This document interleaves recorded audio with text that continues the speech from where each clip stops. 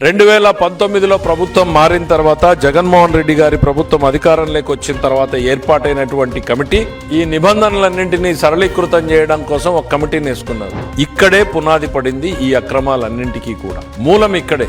ఆ రోజు నుంచే లడ్డూలో కల్తీ మొదలైంది అనడానికి మనకి ఆధారాలు ఉన్నాయి. ఎట్లా అనంటే, ఒకవైపు భక్తుల మనోభావాలు. తిరుపతికి వెళ్ళినటువంటి ప్రతి ఒక్కరూ కూడా అత్యంత ప్రీతిపాత్రంగా చేసేది దేవుడి ప్రసాదమైనటువంటి లడ్డు.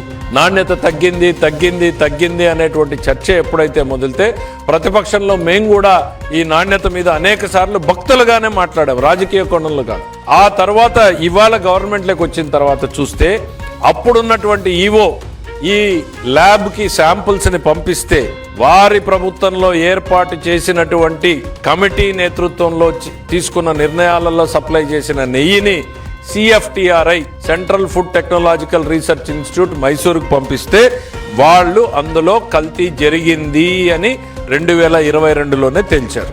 అది ఏదైతే ఇప్పుడు మనం కెమికల్ గురించి, సిస్టోస్టెరాల్ గురించి మాట్లాడుతున్నామో, జంతు అవశేషాల గురించి మాట్లాడుతున్నామో అది కూడా ఉంది అనేటువంటిది ఆ రోజున నిర్ధారించింది. ఈ నివేదికని తొక్కిపెట్టారు. 2022లో CFTRI ఇచ్చినటువంటి నివేదికని తొక్కిపెట్టారు. దీని మీద ఎటువంటి చర్యలు తీసుకోలేదు. ఇది నేను చెప్తున్నటువంటి మాట కాదు.